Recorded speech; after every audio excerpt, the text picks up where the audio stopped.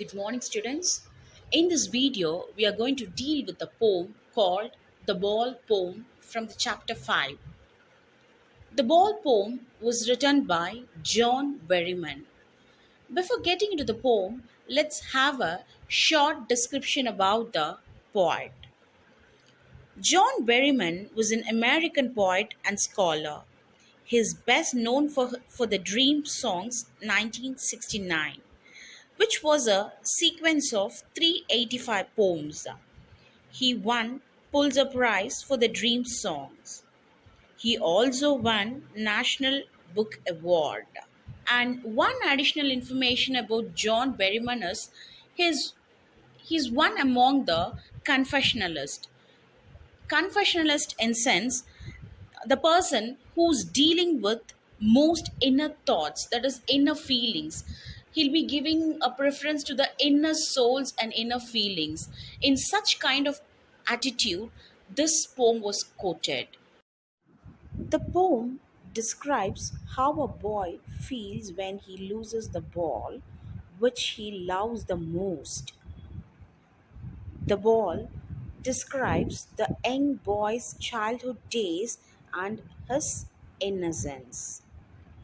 The poet also describes that the ball once lost and the innocence once gone can never ever got back.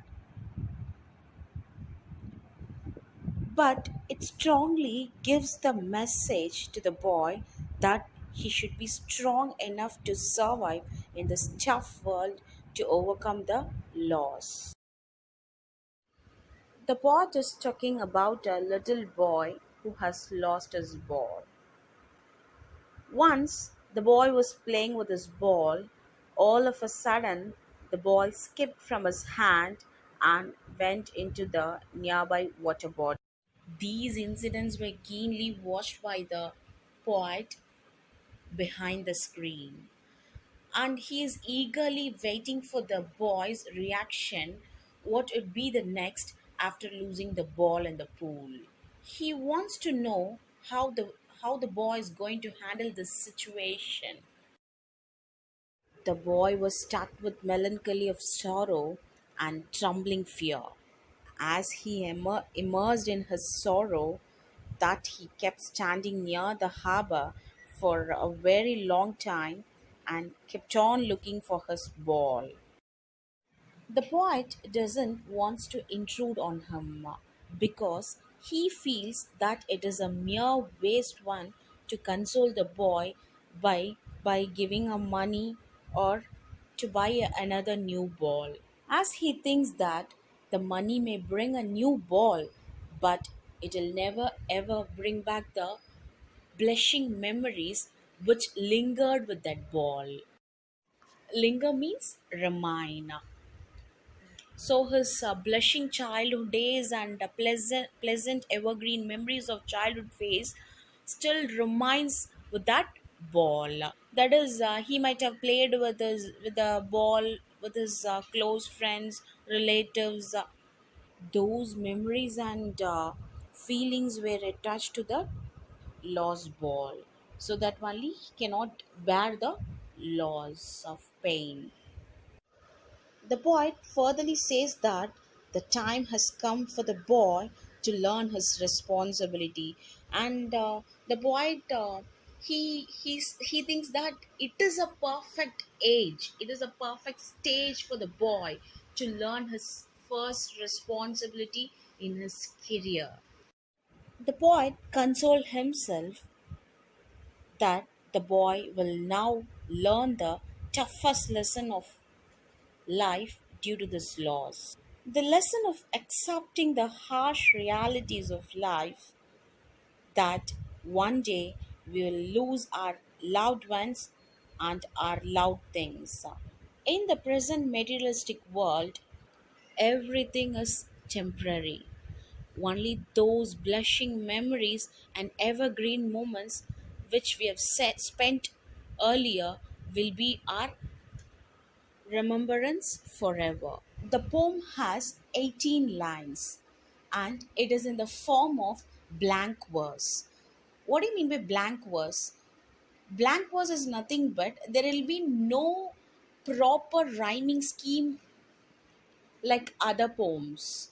Usually, regarding the poem, there will be a split up in between each stanza. But here in this poem, you may not find those kind of split ups since it has been considered as a blank verse. As I told you, the author is one among the confessionalists, no? So those people of confessionalists, they got literally permission to quote such kind of poems. First four lines. What is a boy now who has lost his ball? What? What is he to do? I saw it go merrily bouncing down the street and then merrily over. There it is in the water. Explanation. And what is the present condition of the boy now? He has lost his ball. And the author asks himself that what will be the reaction of the boy further as he lost the ball. I saw it go merrily bouncing. I here refers to John Berryman. He saw the ball that it was dripped from the hand of boy merrily jumping, bouncing in sense jumping down the street and then finally merrily over. Again it merrily bounces and reaches the river. Next few lines. No use to say, oh, there are other boys. An ultimate shaking grief fixes the boy as he stands rigid, trembling, staring down all his young days into the harbor where his ball went. I would not intrude on him. A dime, another ball is worthless. No use to say, oh, there are other balls. The poet feels that there is no use of consoling the boy that the boy will get another ball instead of this lost ball because the boy himself has many balls. But the thing is, this particular ball, it clings his childhood memories. An ultimate shaking grief fixes the boy. Grief means sorrow. A complete sorrow was surrounded with the boy as he has lost the ball. As he stands rigid, trembling, staring down. Rigid means fixed, trembling, shaking. He's fixed with that particular place where he has lost the ball. By looking the ball into the water, he remembers or recollects the childhood memories how he had played with that particular ball. I would not intrude on him. The author himself says that I'm not going to interrupt the boy. A dime, another ball is worthless. Dime refers to US dollar, like currency.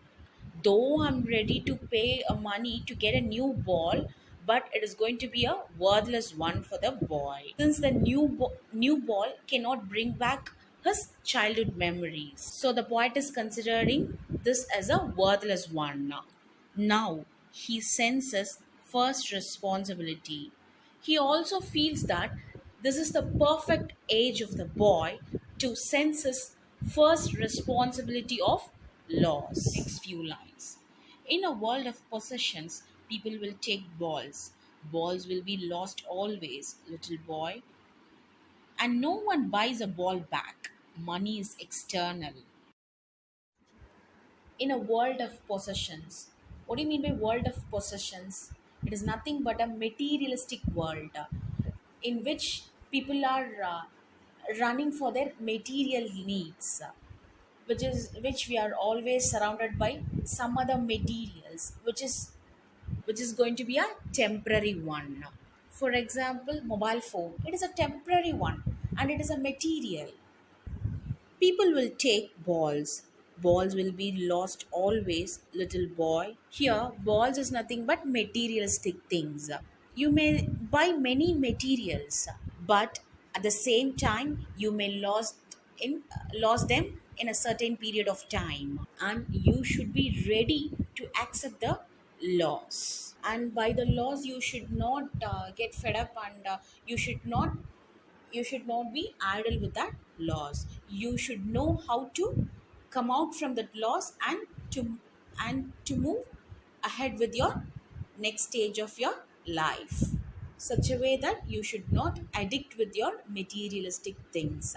So it is a part and parcel of your life. It is just material is a part of your life. Okay. And no one buys a ball back. Money is external.